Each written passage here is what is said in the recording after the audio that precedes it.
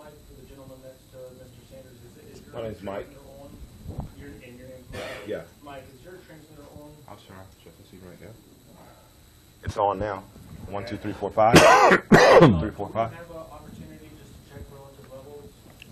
Yeah, testing 1, 2, 3. Testing 1, 2, 3. Yeah, if we could each do that. 1, 2, 3, 4, 5. 1, 2, 3, 4, 5.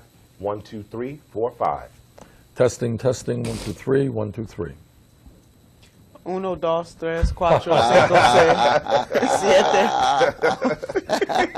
That was nice. We got cosmopolitan. We got it covered. Lord, yeah.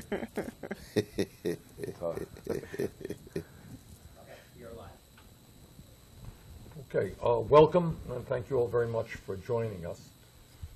Tomorrow, we are going to be celebrating the life and work of one of the great Americans in the modern history of our country, and that is Dr. Martin Luther King, Jr. And I am so proud that we have with us today three knowledgeable people who have lived Dr. King's dream, who have struggled for his struggle, and know a lot about his life. And what we're going to do is just simply have an informal discussion about what Dr. King's work and life means for us today in the year 2016. So I'm really delighted to have with us Dr. Cornel West, who in fact has just recently published the book on the life of Dr. King.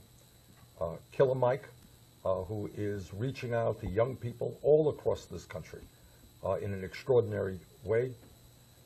And Senator Nina Turner, whose life has embraced much of what Dr. King has fought for. So we're just delighted to have all of you here. Dr. West, do you want to begin the discussion? Yeah, one, of course, anytime we talk about Martin Luther King Jr., we recognize the degree to which he makes us shake and tremble. But the important thing is he's not an isolated icon. He's not just a figure in a museum. He's part of a very rich tradition, a tradition of a people who've been terrorized, traumatized, and stigmatized for 400 years, but still keep dishing out unbelievable courage and vision, and most importantly, love and justice. We're sitting at a church today, Mother Emanuel Church, and we're reading the words of Martin Luther King Jr. It just made you shake and quiver. And I said to myself, this is what the Sanders campaign is about. Right. That's right. Let's turn that out. This is That's what it's right. about. That's right. It's about the poor, working people. Yeah. It's about keeping track of the weak and the vulnerable. It's about Yeah. mustering the courage to tell the truth about Wall Street, about wealth inequality, about decrepit schools, the need for jobs with a living wage. And I think Brother Martin Luther King Jr., he was local in his activism, he was global in his vision, but most importantly, he loved us enough to die for us. Amen. Okay. Mike, do you want to jump in? Yeah, I know people on the other side of the camera like, why in the hell is a rapper sitting there, a U.S. Senator, one of those notable scholars of our time, with 2 U.S. Senators? I am Michael Render, is what my mom named me. Killer Mike is what my dumb friends call me in a rap battle once, and it stuck. I have been mentored directly by Andrew Young, Joseph Lowry, Ralph David Abernathy III, and others that were directly involved with Dr. King. I've been organizing actively in Atlanta since I was 15 years old. My grandmother was an organizer and a marcher with Dr. King. She grew up in Tuskegee, Alabama.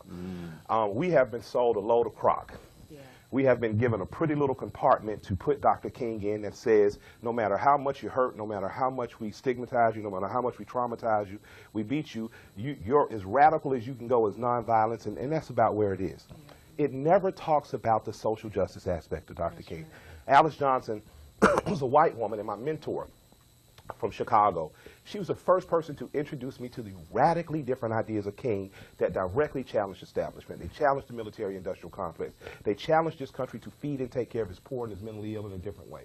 Challenged us to step and stand on the side of unions and between disputes between bosses or companies and workers. And I had never heard that. I just had heard in school, be nonviolent, it was all about desegregation. It absolutely was not only about desegregation. If he would have done that and that only, he would have been alive today. He was killed for many of the same reasons this man is campaigning for. That's right. He was killed because he spoke against the military-industrial complex. He was killed because he believed in the fairness and equity of all men. He was killed because he had the courage to say it, and he had the courage to demand it out of corporations. And it's for that reason, when I saw you tweet, you were going to shoot for the restoration of the Voters' Right Act, I knew I had met the real deal. And everything you've shown me since then has been in that line. And that's why you have a guy named Killer Mike sitting next to you talking about the most nonviolent warrior my race has ever created. Mike, thank you very much. Senator Turner. Amen to that. I just want to amen everything that has been said by Dr. West, Killer Mike, and Senator Sanders, you know, too, sitting in Mother Emanuel. I mean, even the pastor's sermon was preaching your gospel. You know, Dr. King, one of the last things he did in his life was the poor people's movement. Absolutely. That's right. And people don't want to talk about that. He went to Memphis with the striking garbage Okay. workers, you know, for the least of these. And Micah 6 and 8 comes to mind, Dr. West. What does the Lord require of you? And we have so many people who talk the talk, but they don't walk the walk. Absolutely. And when they are in halls of power, they get afraid to speak up for the poor and the disenfranchised. One of the things the pastor talked about this morning, he said, we hear a whole bunch of people talking about the middle class, but ain't nobody talking about the poor. Absolutely. Dr. West and I, we nudged each other. I said, we know one who's talking about the poor. That's right. And it's in an unashamed way. And so when we talk about how Senator Sanders has encapsulated, he's one of many other voices that are out there, but he is using his political cachet, however. You know, titles are good, but purpose is better. Absolutely. And Senator Sanders is living his purpose, and he's using that title to shine a light in the same way that Dr. King used his title and his ascendancy was not just for himself, but it was for the people who did not have a voice. And so when we think about Dr. King and his movement, he had nonviolent resistance, but the key word is resistance. And he resisted for the good of the people. Well, let me concur with what's been said. And let me tell you what kind of blew me away when you think about Dr. King's life. Obviously, it took an enormous amount of courage to stand up to the segregationists and the racists, to get jailed, to get beaten up. Incredible amount of courage. But what impressed me even more, I think Mike made this point, he could have rested on his laurels, right? The establishment would have said of him, you are a great black leader. Look what you did. You got the Voting Rights Act. Yeah. Wow.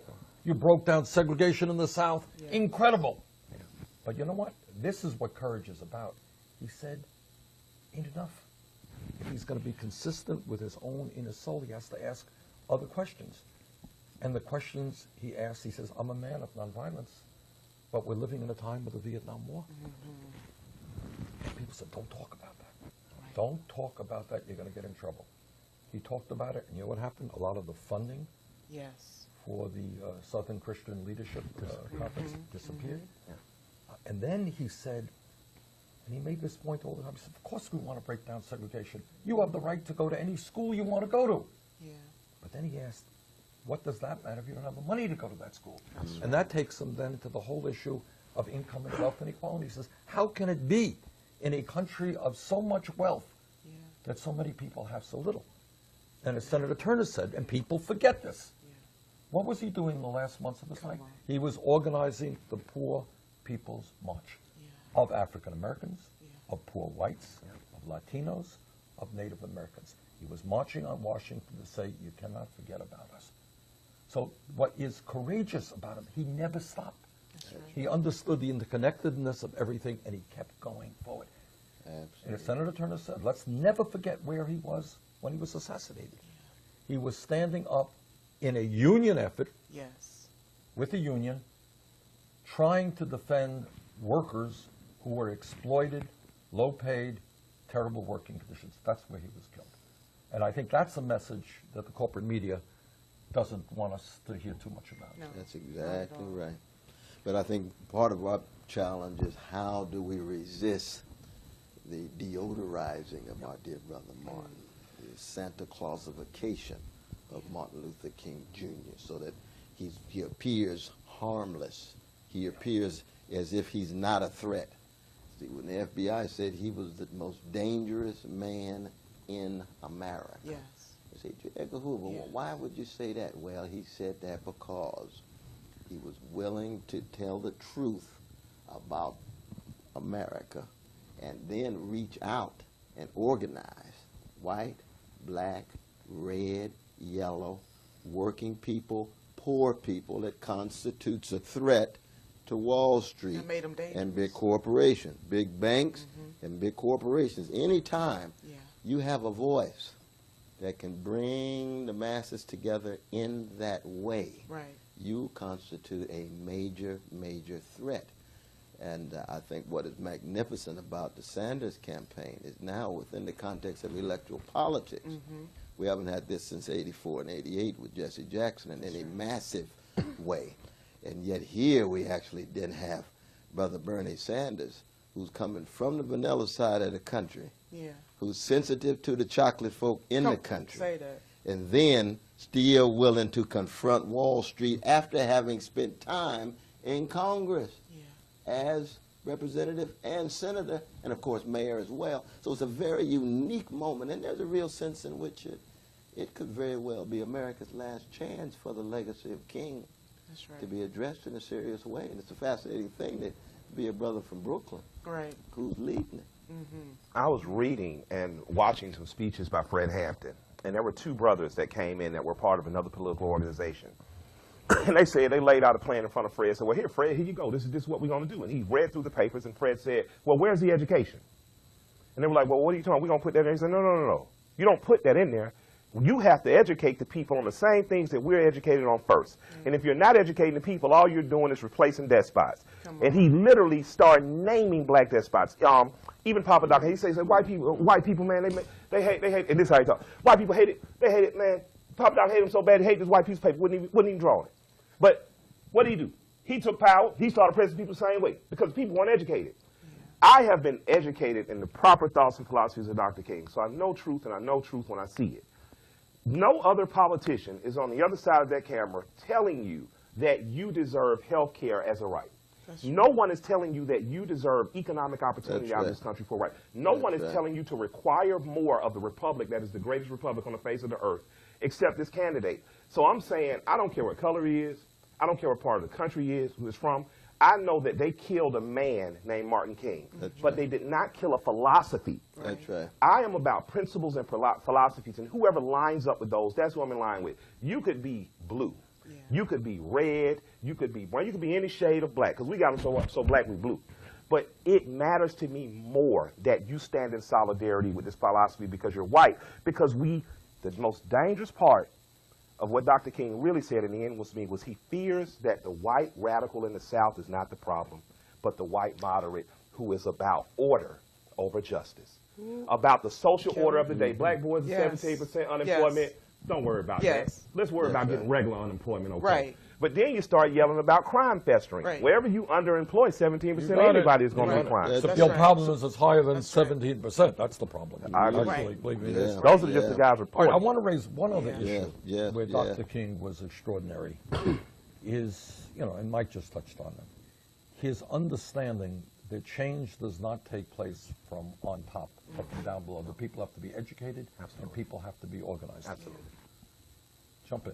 I mean, it's all of the struggles from Birmingham on. Yeah. Understood that you needed to have a well-educated, politically conscious group of people who are prepared to stand up and fight for justice. Well, if I can put it in a frame where people can visualize it, when you think about your own house or you think about this building that we're in, the roof is nothing without the foundation. Absolutely. Absolutely. And that really is what the grassroots represents. They represent the foundation. And so all great change in this country, to your point, Senator, has come from the grassroots.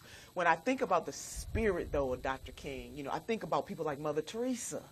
She embodies the spirit of Dr. King. Or Mother Jones, who in 1800 was stumping for miners and said that I will fight like hell for the living, but I'm going to pray for the dead, but I'm going to fight like hell for the living. That is the spirit of Dr. King. Even when we talk about sanitizing people, I think about Rosa Parks. Sanitize her to make her seem like this elderly. She was only in her 40s. 40's the new 30, thank God Almighty. But, to sanitize her, but she was a revolutionary, too. She didn't just sit on that seat and say, I'm not moving today. She was organizing in the South when black women were being raped by white men during the Jim Crow era. She was there. E.D. Nixon sent her into the South. She took the report. They organized. She admired Malcolm X, a name that we are not allowed to say his name. Now, we can talk about Dr. King all day long, but don't you say Malcolm X, because now you done went too far.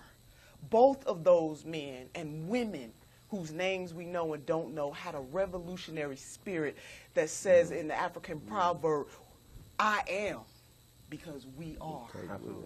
And that really is what, you know, Senator, that's really what your campaign is. You are calling on a political revolution. You are reminding Big Mama down the street or Mr. Jones up the street that they have voice, and no matter how the corporate structure, corporate elected officials, because we got to call them out. Malcolm X said it's the difference between the fox and the wolf. And that is what we deal with even in our own, even in the Democratic Party.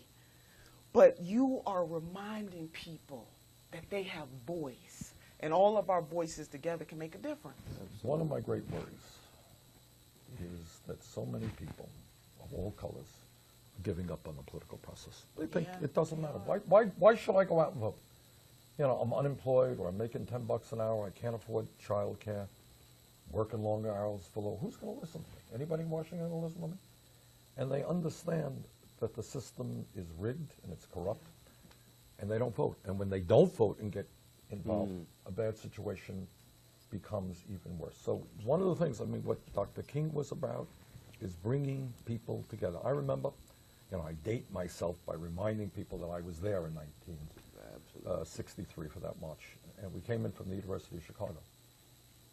And my God, I mean, there's so many people, all colors. I mean, it was just an extraordinarily moving moment for me in my life. But what King was about and what the establishment feared, imagine what happens to blacks and whites and Latinos, and Native Americans, and working people come together and come up with a radical idea that maybe we should have an economy that works for your kids and all of our kids rather than just a handful of people on Wall Street. Absolutely. But Senator, talk about your organizing, though. This is not just about, Yeah, you you were a weren't just member at of that SNCC. march. Yeah. But come on, talk about No, not a that. SNCC. I was a member of CORE. I remember of CORE, okay. Here's what we did. This was in the early 60s. And we focused on two things. Number one, you know, those of us at the University of Chicago were able to raise some money, not a huge amount of money, to help the young people at SNCC, people like John Lewis and the others. All right, so we sent some money down there. They were getting their heads beaten off. And we tried to help them to the degree that we could. But what some of us also said, yeah, we got to help our brothers and sisters in the South. But you know what? We got some struggles right here in the North as well.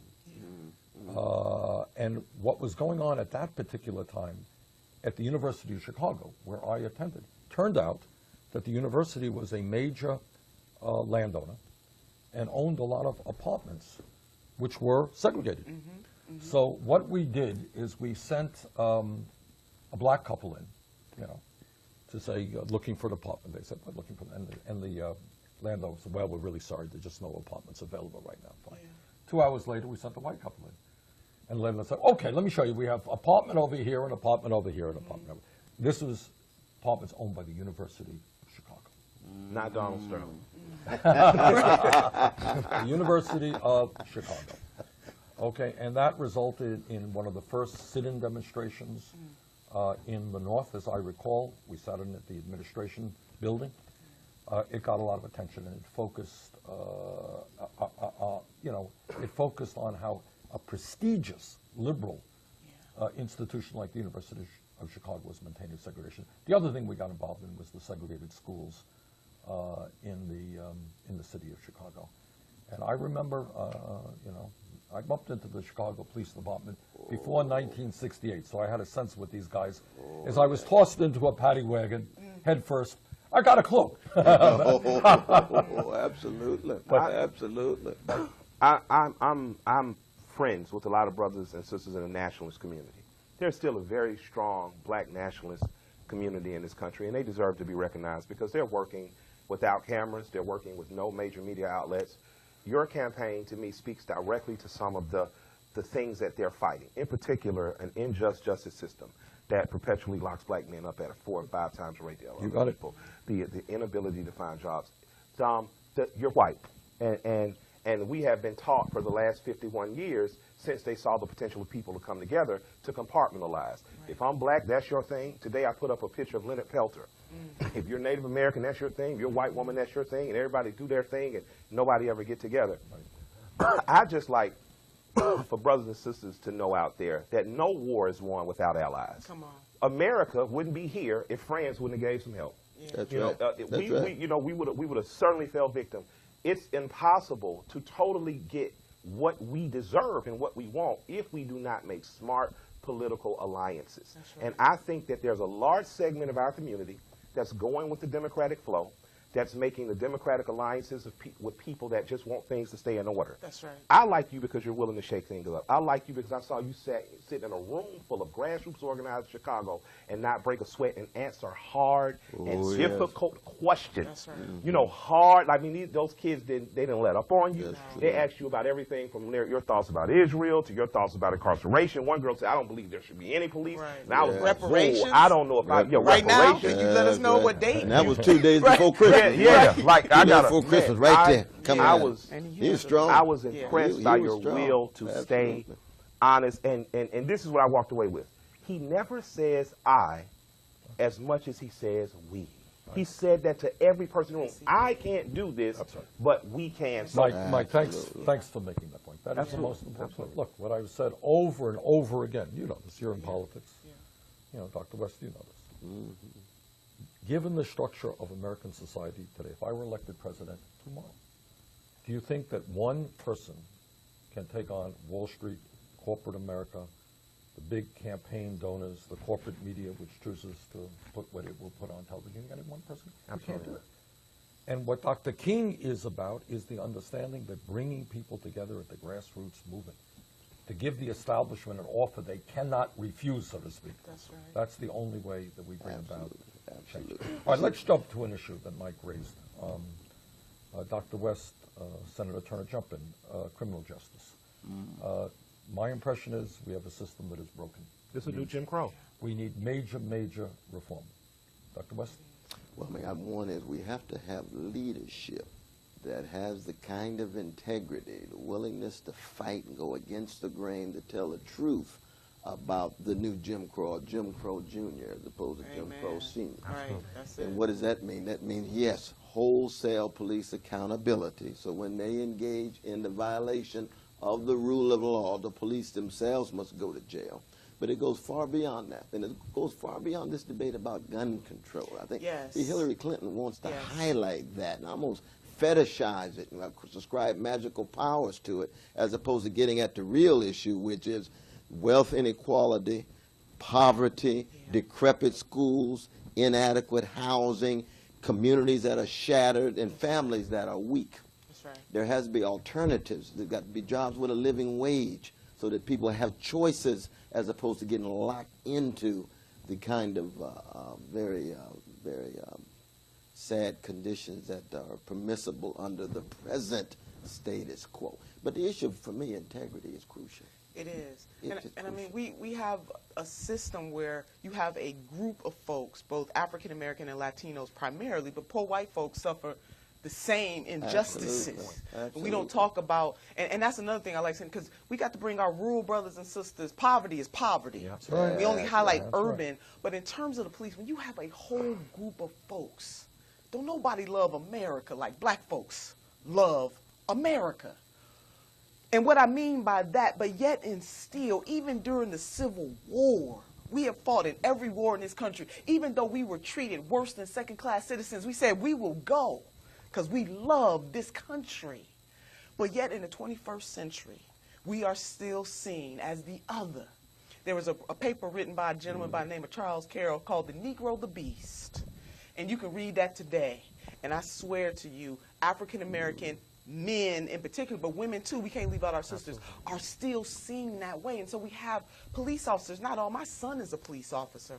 My husband was a police officer. So I speak from both sides. I And your understand. dad was. Is My that right? dad But your dad, and so we family get members it, currently right? are, You yeah. wanted dad to come home safe. I wanted my husband to come home safe. God knows my heart skips beats every time my son goes out. People who are just randomly shooting at police officers in their cars and stuff, that is unacceptable by any stretch of the imagination. But at the same time, when I talk to my constituents in Cleveland, Ohio, they need the police more than anybody. Black folks respect the police, but they want that same respect in return. Transparency, accountability, and justice can go hand in hand, because we cannot have a civilized society without the police. As my son reminds me, he says, "Mama, I don't wear a bulletproof vest for fashion statement. I need that vest."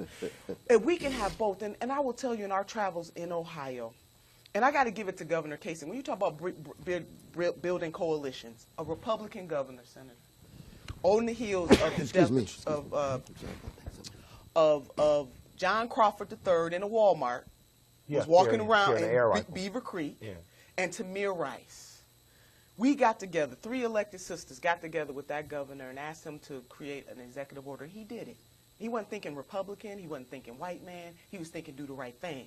So in terms of building coalition together, we can do that. And the job of this task force is to create standards for police officers in the great state of Ohio. It is a model. Why am I telling this story? Because at some point, we got to lay down all those things that divide us and come with what brings us together. Absolutely. But I remember a young brother, I think we were at the University of Toledo. I will never forget what this young brother said. He came up to us and he said, "You know, people talk about the no-snitch culture among the criminal element, but nobody talks about the no-snitch culture among the police." And the blue wall. What is the message? Is that we need good police officers to stand up and say, when we shooting unarmed black men, it ain't right.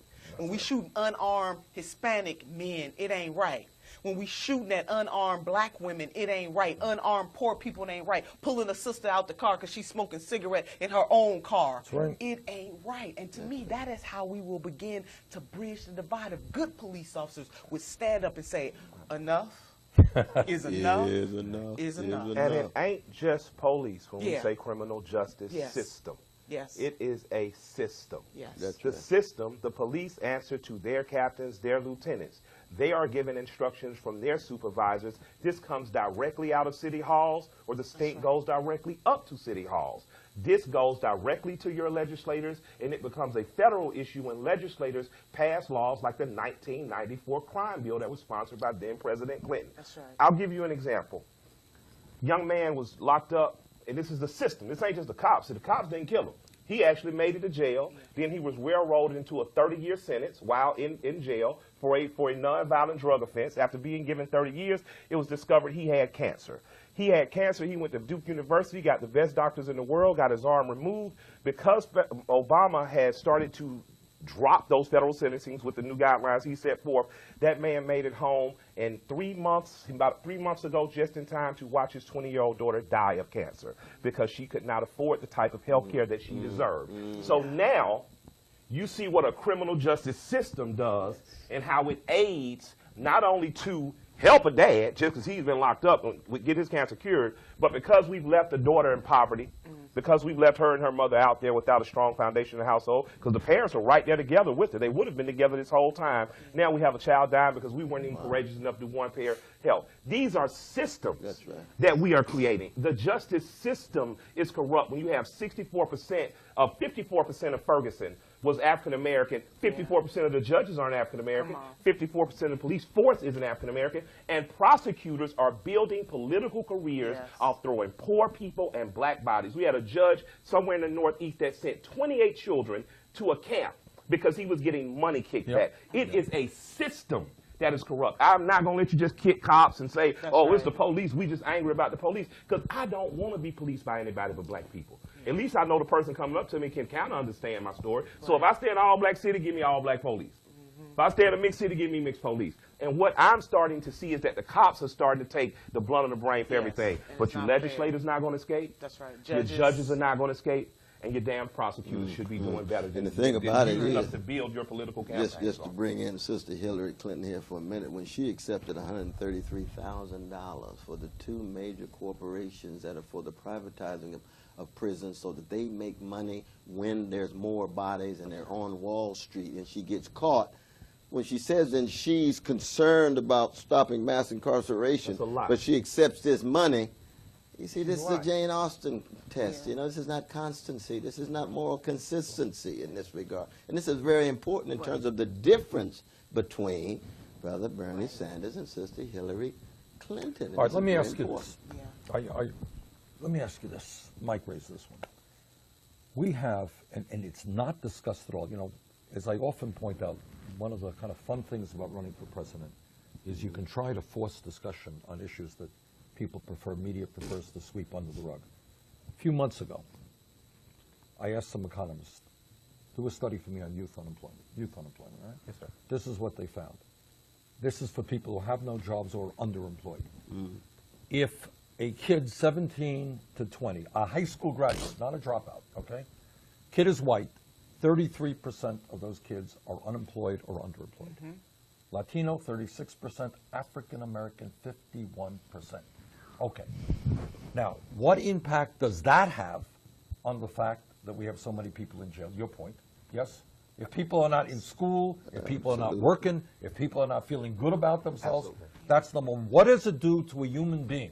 You graduate school, what do you want as a kid? You want to stand up on your own 2 feet, get out of the home, become independent, earn a few bucks, start a career. Half of African American young people cannot do that. What does that do to an entire generation? Absolutely. That's a crime. They wallow in against hopelessness. humanity. They're more susceptible to crime or That's get rich right. quick schemes. They're like a lot of times what we see is, oh, crime is pervasive. Crime is not pervasive. What you have is I'm sitting here, I'm jobless, no hopes of a job. Someone says run this credit card, give it a try. You do it one time, you have a federal charge. You are unemployable for the rest of your life because of a stupid mistake you made when you were 19 years old. That's what happens when jobs leave the country.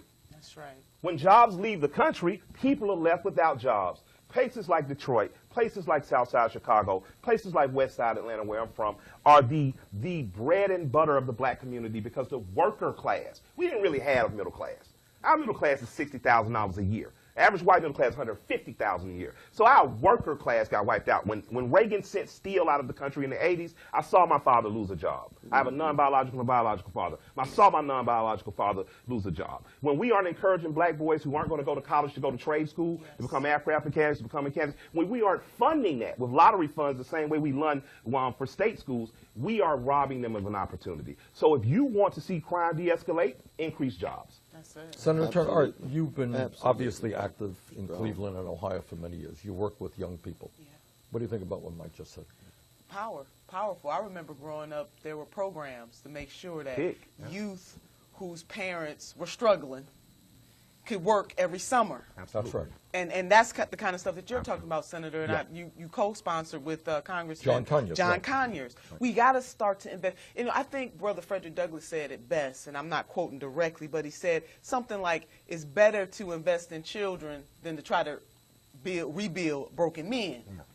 And so we have to begin to do that. A 51% unemployment rate among high school graduate That's right. African Americans is unacceptable. It is a crisis in this country. If it was anybody else's babies, folks would be saying something about it, but it's African Americans. And then when you talk about African American adults who are unemployed or underemployed, yes, the unemployment rate is going down. And I give President Obama lots of credit because that Great Recession destroyed folks' livelihoods. You talk about wealth killer, Mike. Most middle-class folks' wealth is in their homes. Absolutely. When you lose your home, you lose your investment. That is where your wealth is. We have not rebounded from that. And I think for me, when I hear Senator Sanders talk about these kinds of things, I hear him saying, I'm going to build on what President Obama started and take it further. You know, I was a track star in my... By you. Me too. Yeah, I can still run a little something, you know, that these young jacks know I still got it. But I was the first leg of the 440. But the 440 relay itself is about teamwork. Right. And so this is my point. The first leg got to give it to the second leg, who has to give it to the third leg, who gives it to the fourth leg. That is really what I see in Senator Sanders and some other. Go ahead, Doc. Go on, jump on in. But when Brother Bernie stood up against Wall Street, yes, and too many members in the Democratic Party bailed Wall Street out rather than Main Street, 240,000 black homeowners went under. Yeah. That was a matter of integrity. Yes. It was a matter of taking a stand. And I think black America in particular, America in general, needs to give Bernie Sanders a chance in terms of finding out who he really is. Hillary Clinton has a big name. She got big money. Yeah. Bernie Sanders has a big heart, but he's got a vision for poor and working people. And don't be afraid of socialism. Yeah. Don't be afraid of the word. They try to use it against the brother. But Shakespeare said, what's in the name? what A rose by any other name. Come on, Doc. Smells justice. And the content. Martin Luther King Jr. was a democratic socialist. Yes, he Albert was. Einstein, Yes. Helen Keller, John Yeah. Dewey, Break early it down. Reinhold Niebuhr. We can Break go it down. on and on and on. It's a matter of whether you have the integrity and willing to bear Let witness me and tell the mention truth. something. Yeah. I want your comment on this. Tell me what I'm missing here. A few days ago, it was announced that Goldman Sachs, one of the large financial institutions in this country, $5 billion. agreed to a $5 billion, billion. that's a big, $5 billion settlement with the government for defrauding investors in the subprime mortgage fiasco. In other words, they were selling worthless products. They Okay? didn't go to jail. Senator. Okay. Didn't go to Oh, you're taking my line away from me. All right. $5 billion. The CEO of Goldman Sachs is a billionaire. That particular CEO goes to the Congress and says, you know what, you got to cut Social Security and Medicare and Medicaid and pensions and all that stuff. Meanwhile, they reach a $5 billion settlement for destroying the lives of God knows how many people throughout this country. Absolutely. Now, some kid gets caught with marijuana, you got a police record. $5 billion settlement, no charges at all. And for these guys, by the way, $5 billion Drop in the is kind bucket. of chump change. A drop in the bucket. All right. Absolutely. That's why people are giving up on the political process, why they understand that the criminal justice system is broken, why they understand that the campaign finance system is corrupt, That's right. the economic system is rigged. That is the reality. It is. And what we have to do and what all of us are talking about is bring people together. Now, I want to ask you guys a question, all right? Here's the question. In your judgment, why is it that so many white working class people are voting against their own best interests? Well, you've got a long history of the wages of whiteness. They invest in their white identity that obscures their perception of reality. That's part of the vicious legacy of white supremacy in America, to think that somehow, if they can scapegoat the most vulnerable, identify with the powerful symbolically, as the powerful is concretely still manipulating and dominating them. And that's precisely, again, why Martin was killed. Because Martin he was able to bring all the different peoples of different colors who were poor and working class together over against the powerful, not out of hate, not out of revenge, not out of envy, not out of resentment, out of love for poor and working people and the call for democratic accountability of the 1% at the top. That's the direct connection between the legacy of Martin King and the legacy of Brother Bernie Sanders and the campaign. Because we're going to keep pressure on our brother when he wins, and he is going to win. That's right. He's going to need pressure. They're going to come at him. Right. There must be movement outside the system, those with integrity inside the system, to serve the poor and working people here and around the world. That's right. See, what I have never forgotten, it's true then and it's true today, way back in the heyday of segregation, do you know who the lowest paid white workers in America were? People in Mississippi. Oh, Lowest yes. wages. Yes. What do they have going for them? They could drink out of a damn water fountain that a black guy could not. Right. That's right. That was what they were sold. It's an illusion. Right. Meanwhile, they're the lowest wages Yeah. They of any still white worker in catching America. hell Right. economically. Right. It's an I illusion. am a That's right. Southerner. I know what it looks like to be poor in places like Shorter, Alabama, in places like Chattanooga, Tennessee, the bottom of the Appalachian.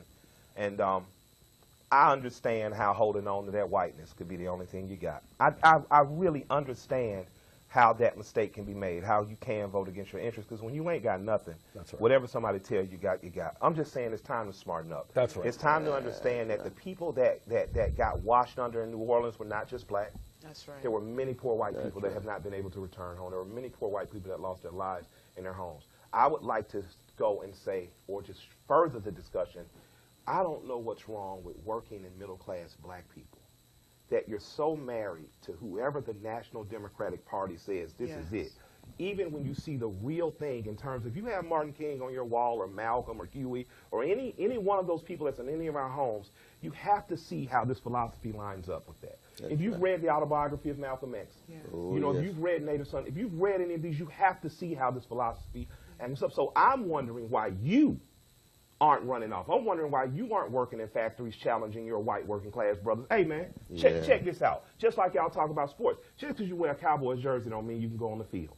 So those brothers, those Say white that. brothers already Rich. know. They Say know that. I'm white is all I got. I'm gonna use that. But it's Yeah. for you black working class and middle class people. I challenge you to tonight. Go on your Google, go on your YouTube. Yeah. Look up Martin's speeches post I Have a Dream. That's In fact, it. look at the whole I Have a Dream speech and look at the other stuff That's he said. it. And after that, compare it to what this young man That's is saying. right. And Young man. vote for it. All right. Yes, I like it. yes, Young and yes, hard. You can yes. Young vote and for hard. another Young and hard. Democrat. Young and After hard. that, That's then, right. then you That's serve true. deserve And the what letter you from the get. Birmingham jail too. That's true. You know, and Killer Mike, I was watching your I don't know if it was your interview with the senator, but you talked about Jane Elliott Yeah. and the blue-eyed, brown-eyed Yeah, yes, test. yes. I want Please check that to out. bring to another one talked to Professor him. Andrew Hacker, and in his political science classes, he used to ask his white students. He would say to them, "You know what? We made a mistake. You really black, but."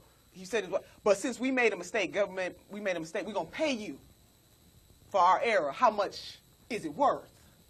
And to a person, those white students would give a value. Because psychologically, even if it was subliminal, they know that being black means catching hell.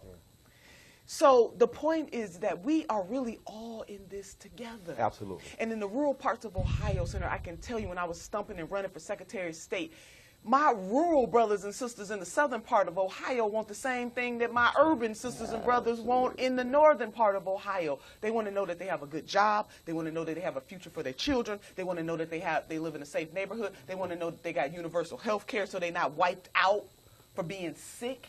It is really the mosaic of humanity that your campaign You know, speaks there's one to. element, though, our dear brother Mike landing out so beautifully, and that is the black political class. Absolutely. You see, that what has happened is they're not willing to cut against the grain, so they end up misleading a lot of the black working people and others because they associate those who are telling the truth but cutting against the grain as something that's too risky. And so we end up with, and this is, I salute you as a member of the black political class, because the black political class has failed black people in terms of telling the truth about our poor and our working class. We have. You got nice little nepotistic, cronyistic activities going on among professionals that allow them access to their careers and upward mobility when Jamal and Letitia out here getting done in. So true. And so here we get a candidate concerned about Jamal and Letitia, Yeah. and where's the black political class? Right, nowhere. Well, Senator Turner, you may, if you feel comfortable, you can talk about it or not. You were originally sympathetic to Secretary Clinton, right? I was. You came on board. Yeah. You got some feedback from some of the establishment. Oh, I did. It was Ooh, I terrible. can I mean, you imagine. know, I would like to think when a sister volunteers her time, right? And I volunteer my time to be helpful. Yes. Because I have nothing against the secretary. She is a public servant. She has served over a period of time. But I got a chance to hear this voice. But I volunteered my time in 2014. Next thing I know, I endorsed Senator Sanders, and all of a sudden I'm a sellout, I'm a traitor, I ain't gonna never be nothing. I can't tell you how many liberal white women in particular. I remember a lady came up to me, she said, "After all we've done for you." Now you know, like, you know that's cold That's for, really right? you heard After, off. you Wow. know, I got emails. I want to listen. I'm glad you. I just want to go for the record. I volunteered my time in 2014 after me running for Secretary of State. I got approached by some Ready for Hillary people, Senator Turner, we need your fire, to remind Democrats that even though we got our behinds handed to us all across the country, we are still somebody. I'm paraphrasing. And I said, sure. But now I get vilified. Wow. The media wants to paint it as a switch. Well, it wasn't a switch. I like to think of it. I was working for somebody. I was volunteering as I was making up my mind.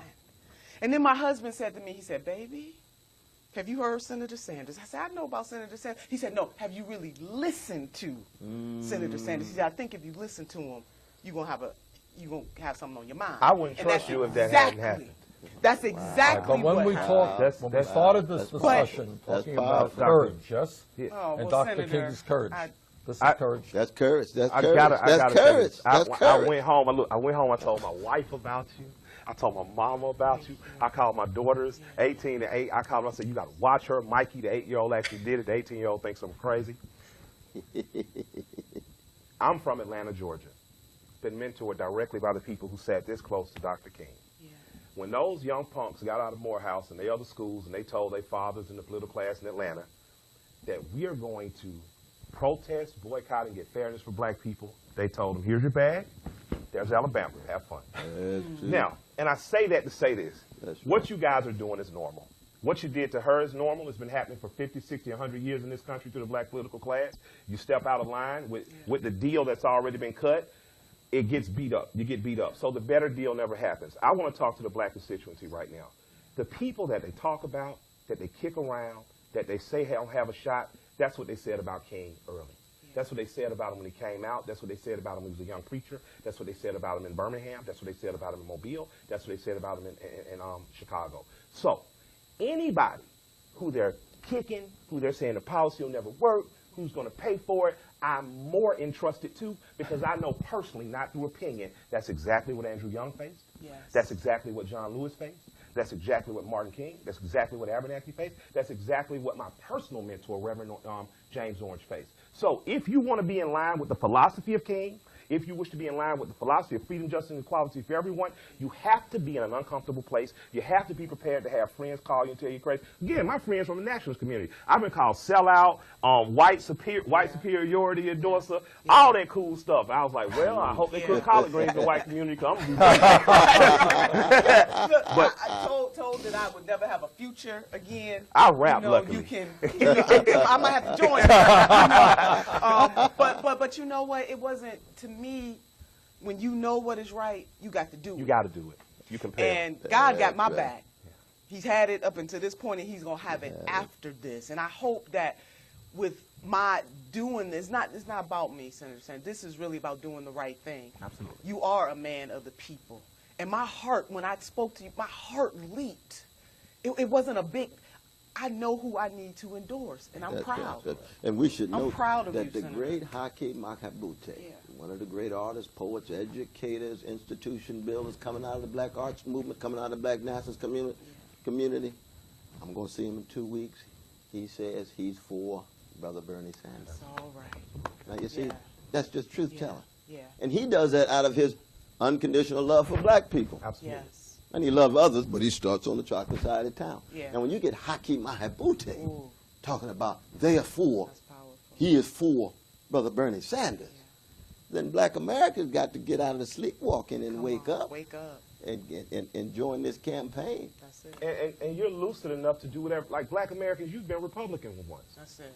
You have so-called That's right. freedom today because at one point in time you control the thoughts and the logic of the political party called the Republicans through people like Frederick Douglass and others. Absolutely. Even up through the Civil Rights Movement. Dixiecrats turned to Democrats. Democrats, you assumed control of this party in terms of your particular issues. You've driven this party in a noble direction. If this party is not willing to stand with the thoughts and philosophies that mirror King, then you got to tell them we're going to run independent with like the dude was before he ran as a Democrat. But you can't just be the girlfriend on the side waiting at home anymore. While you got a cheating husband in the streets or a cheating man in the streets. You can't do that anymore. It is time that you put a set of demands on your relationship. If we're going to continue this beautiful relationship with the Democratic Party, then the thoughts and philosophies have to be in line with the greatest Democrats that's still on our grandmama. But we don't want to be the mistress no more, Killer Mike. We want to be the wife. All right, on that note. Well, you telling the truth. You telling the truth. I can't preach, though. That's you. No, That's the politics. brother, you I telling the Dr. truth. West, You telling the Dr. truth. West, thank you I for love what you're it. doing and have been doing for years. As one of the great intellectuals in the United States of America. Absolutely. Mike, thank you so much for your approach and reaching out to kids, black and white, Thank you. and Latino. Thank you. And Senator Turner, thank you for your lifetime service. So it's been an honor for me, Thank you, sir. and it's been very moving for me to be here with you guys. So thank you all very much. Thank you you. for watching. Thank you. All right. Thank you, sir. Oh, That that was was great, rich. Can I steal a That picture was from rich. someone? Can I steal a picture? That was rich. rich. Yeah, let's do a pic. Absolutely. Good, Come on, you gotta got it? get this here so we don't step on it. Yeah, there you go. Lord. We're done with the mics, correct? Oh, hold on, let me give you this. Yeah, let me give you Hold my on, mic here.